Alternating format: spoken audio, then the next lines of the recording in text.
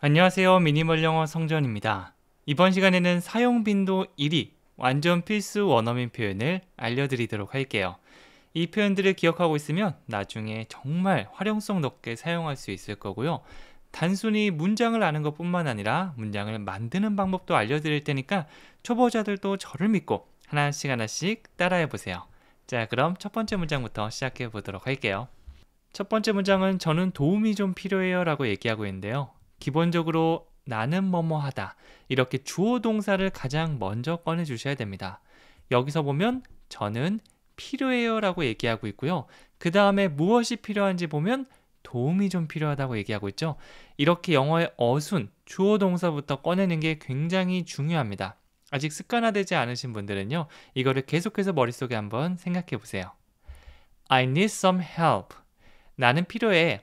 I need. 이걸 먼저 꺼낸 다음에 도움 좀, some help 이렇게 마무리해 주시면 돼요.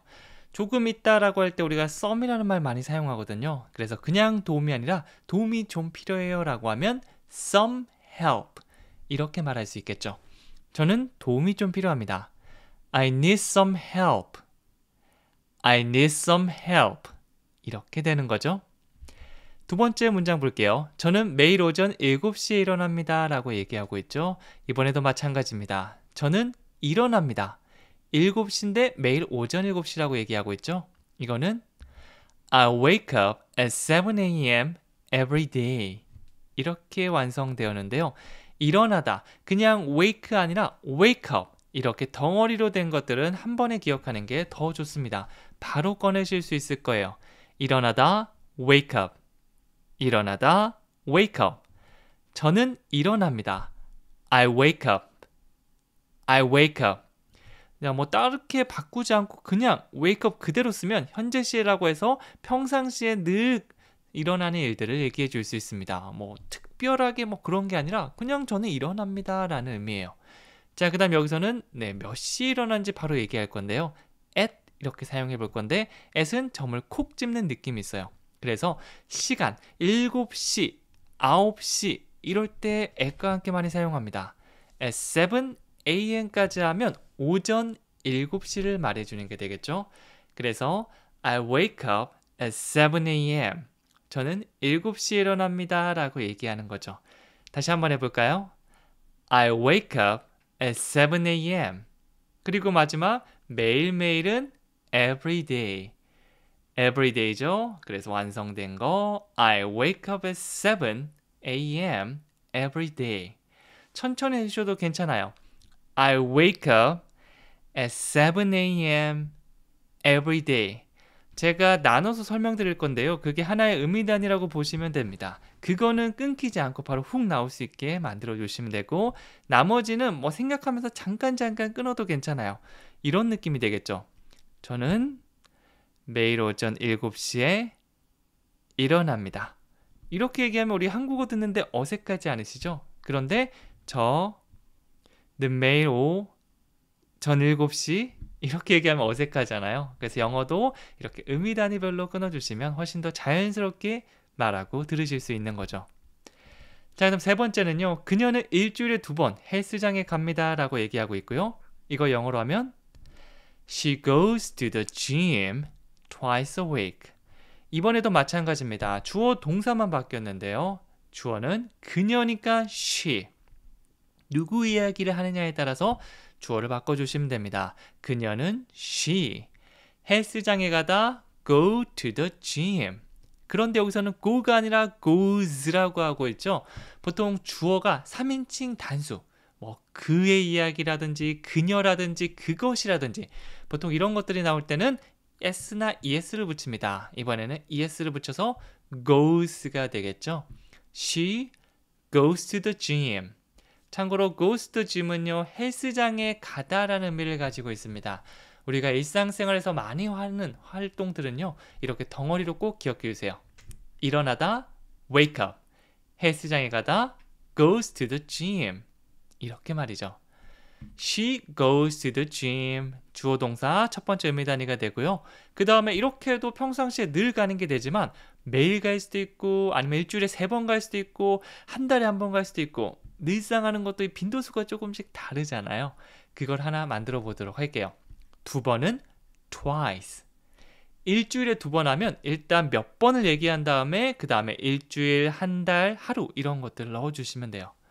twice a week라고 하면 두 번인데 일주일에 두 번이 되는 거죠.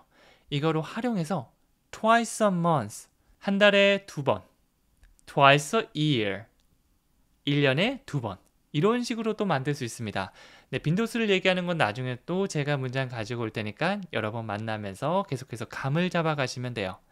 그녀는 일주일에 두 번 헬스장에 갑니다. 다시 한번 해볼까요? She goes to the gym twice a week. She goes to the gym twice a week. 그렇죠? 자, 그다음 네 번째는요. 그녀는 시험을 위해 공부해야 합니다. 라고 하고 있고요. 영어로 바꿔볼게요. She should study for the test. 자, 보통 I가 주로 등장하는데요. 네, 하지만 그녀 이야기, 어떤 여성분 이야기를 하거나 어떤 남성분 이야기를 하거나 너로 이야기하거나 이런 것들에 따라 주어를 바꿔주시면 됩니다. 뭐 그렇게 많지는 않으니까 she, he, you 이런 것들을 적재적소에 넣어주시면 돼요. 그리고 여기서는 그냥 she study가 아니라 she should study. should를 중간에 넣어 보겠는데요. should는 뭐뭐 하는 게 좋아. 그러니까 해 정도의 의미를 가지고 있습니다. She should study. 그녀는 공부를 해야 합니다. 꼭 해야 되고 반드시 의무적으로 해야 한다기보다는 하는 게 좋으니까 시험 공부해. 이런 느낌이 되는 거죠. 그냥 공부가 아니라 for the test. 시험을 위한 공부, 시험 공부가 됩니다. 그냥 study만 기억하는 것보다 study for the test. 시험 공부하다. 이렇게 함께 기억해 주시는 것도 좋아요. 그녀는 해야 합니다. She should 무엇을 해야 되죠? Study for the test. 이거를 she should study for the test 이렇게 해주셔도 되고요. 뭐 주어 바꿔서 You should study for the test. 너 시험 공부해야 돼. I should study for the test. 저는 시험 공부를 해야 돼요. 이런 식으로 바꿔주시는 것도 좋겠죠? 네, 그래서 주어를 바꿔서 이거 she를 사용하기 마음에 안 든다라고 하면 you나 I를 사용해서 만들어 주셔도 괜찮습니다. 일단 내가 많이 사용하는 그런 것들을 먼저 해주셔도 전혀 문제는 없어요. 그리고 다섯 번째는요. 뭐라고 했어요? 라고 하고 있죠. 뭐라고 했는데 잘 안 들린 겁니다. 뭐라고 했어요? What did you say? What did you say? 이렇겠죠? 무엇, what. what을 사용하면 무엇이라는 의미가 있고요. did you라고 하면 과거를 물어보는 거예요. 뭐뭐 하셨어요. 하세요보다 하셨어에 좀 더 가깝다고 볼 수 있겠죠. 동사 say를 넣어서 did you say? 말하셨어요 라는 의미가 됩니다. 전체 문장은 What did you say? 뭐라고 말했어요? 뭐라고 했어요? 라는 의미가 되겠죠. 감정이입하는 거에 따라서 뭐라고 하셨어요가 되기도 하고요. 뭐라고 했어요? 뭐 이런 식으로 화를 낼 수도 있을 겁니다. 다양한 상황을 생각하면서 말하면 좀 더 생동감 있게 입체적으로 공부할 수 있을 거예요. 진짜 궁금해서 뭐라고 했어요? What did you say? 너 뭐라고 했어? 화내면서는 What did you say? 네, 중요한 건 what의 강세 중에서 What did you say? 이렇게 해주는 거예요. 좀 더 자연스럽게 들릴 수 있을 겁니다. 여섯 번째는 우리는 지난 주말에 동물원에 갔어요 라고 하고 있죠. 우리는 동물원에 갔어요. 언제냐면 지난 주말에 말이죠. 이런 식으로 우리가 말을 해줘야 돼요. 이게 영어의 어순이죠. 이 원어민들은 아마 이렇게 말하기를 기대하고 있을 겁니다. 그래서 만약 우리가 어순 상관없이 우리는 지난 주말 동물원 갔다 이렇게 말하면 굉장히 혼란해할 겁니다. 영어로 해볼까요? We went to the zoo last weekend. 아까 전에 비슷한 문장 해봤죠? 이번에는 go to the zoo, 동물원에 가다라는 덩어리 표현을 한번 기억해 볼게요. 그런데 갔어, 과거를 말하고 있죠. 그러면 go, 보통 ed를 붙이는데 불규칙하게 변하는 게 있습니다. go가 그 중에 하나인데요. go는 went. We went to the zoo. 우리는 동물원에 갔습니다 라는 의미가 되는 거죠. 다시 해볼게요. We went to the zoo. 우리는 동물원에 갔습니다. 언제 갔죠? Last weekend. 지난 주말에 갔죠 라고 하고 있죠. We went to the zoo last weekend. 우리는 동물원에 갔어요. 지난 주말에. 이것도 너무 길다 생각하면 나눠서 연습해 주시면 돼요. 제가 한국어로 불러드리면 영어로 한번 해보세요. 우리는 동물원에 갔습니다. We went to the zoo. We went to the zoo. 지난 주말에. Last weekend. 한 번 더요. Last weekend. 연결해서 말하면 We went to the zoo last weekend. 이렇게 완성이 되는 겁니다. 7번째는요. 그는 숙제를 끝냈어요. 여기서 우리 이런 느낌을 한번 얘기해 보도록 할게요. 숙제를 끝내서 지금도 숙제가 끝난 상태입니다. 이렇게 말한다면 He has finished his homework. 여기서 그냥 he finished 이러면 과거 시제, 보통 뒤에 ed 붙은 게 과거 시제거든요. 끝내다는 finish, 끝냈어. 이렇게 하면 finished 이렇게 되는데요. have나 has pp 형태 이렇게 사용하면 끝내서 지금도 끝낸 상태야. 지금이 좀 더 추가되는 겁니다. 현재 완료는 많은 문장을 만나면서 이 감을 잡으셔야 되는데요. He finished는 그냥 언제 과거에 끝냈구나 이렇게 되고요.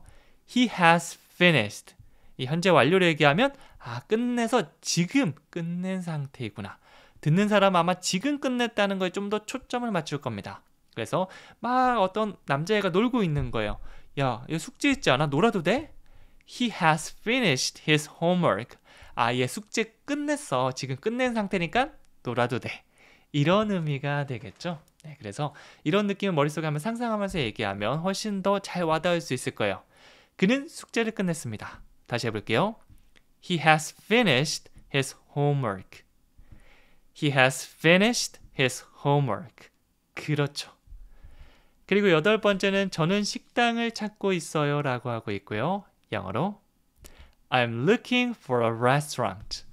이건 하나의 패턴처럼 기억해 주셔도 좋은데요. 바로 I'm looking for입니다. look for라고 하면 이렇게 찾는 거예요. 어디 있지 하면서 찾는 게 look for. look for. 그래서 진행형으로 I am looking for 라고 하면 지금 찾고 있어요 라는 의미가 됩니다. 그냥 I look for, 찾다, I'm looking for, 찾고 있다. 이렇게 지금 이 순간에 집중해서 말하는 게 바로 looking for 진행형의 느낌입니다. I'm looking for a restaurant. 저는 식당을 찾고 있습니다 라는 의미가 되겠죠. 그래서 막 길거리에서 헤매고 있는데 뭐 하고 있어요? 라고 하면 제가 너무 배고파서 I'm looking for a restaurant. 그러면 좀 맛있는 데 추천해주고 그런 것도 있겠죠. 나중에 핸드폰 잃어버리시면요. I'm looking for a cell phone. 그리고 펜을 잃어버렸다. I'm looking for a pen. 이런 식으로 말을 해줄 수도 있을 겁니다. 찾는다. I'm looking for. 이거 한 번에 나올 수 있게 연습해 두시면 나중에 정말 유용할 거예요. 그리고 9번째는요. 집에 도착하면 너에게 전화할게 이렇게 말하고 있습니다. 영어로 해볼까요? I will call you when I get home. 반으로 나눠볼게요. I will call you. 여기까지 먼저 하면 내가 너에게 전화할게 라는 의미가 됩니다. 여기서 call, 전화하다 라는 의미를 가진 동사고요. 그냥 I call이 아니라 이번에는 중간에 will을 넣어볼게요. 그러면 뭐뭐 할게 라는 의미가 됩니다. I will call you. 너에게 전화할게. I will call you. I will call you. 그리고 나서 when I get home, 내가 집에 도착하면 뭐뭐 할 때, 언제인지를 말하면 우리 when이랑 함께 사용할 수 있죠. I get home. 내가 도착하다 집에. 참고로 get은 정말 많은 의미가 있는데요. 어떤 장소랑 함께 사용되면 도착하다, 가다, 도달하다. 이 정도 의미를 가지고 있습니다. 여기서는 I get home, 집을 얻다, 집을 봤다. 좀 어색하죠? 집에 도착할 때 이렇게 상황에 따라서 자연스럽게 익혀주시면 돼요. 동사 정말 많이 사용하는 거 get이나 make, take 같은 것들은요. 한 가지 의미뿐만 아니라 적어도 3개에서 5개 정도 기억한 다음에 적재적소에 써주시면 정말 좋습니다. I will call you when I get home. 집에 도착하면 너에게 전화할게. 다시 한번 해볼까요? I will call you when I get home. 그렇죠? 마지막 10번째 문장은요. 그는 수영을 아주 잘합니다. 아주 잘한다고 하고 있죠. 영어로 He can swim very well. 일단 할 수 있어. I can do it. 이거 많이 들어보셨죠? I can do it. 여기서 주어는 내가 아니라 그니까 he can. 그 다음에 할 수 있다가 아니라 수영을 할 수 있다니까 he can swim. He can swim. 그는 수영을 할 수 있죠. 근데 그냥 할 수 있는 게 아닙니다. 뭐 그냥 할 수 있으면 he can swim 하고 끝내면 되지만 very well. 그냥 잘도 아니고 아주 잘한다고 해서 very well. 정말 한 마리의 물개처럼 수영을 하는 친구는 이렇게 설명해 주시면 돼요. He can swim very well. 한 번 더요. He can swim very well. 그는 수영을 아주 잘합니다. 이렇게 말하고 있는 겁니다. 다 같이 큰 소리로 마무리해 볼까요? He can swim very well. 그리고 이거 잊어버리기 전에 지금 빨리 적어주시면 좋은데요. 네, 그냥 내가 들었어, 알고 있어, 넘어가면 나중에 까먹을 확률이 정말 높거든요. 근데 한번 이렇게 댓글로 따다닥 써보시고 큰 소리로 다시 얘기해보면 훨씬 더 오랫동안 기억에 남을 겁니다. 오늘 전 여기까지 하고요. 다음 시간에 또 찾아오도록 할게요. 감사합니다.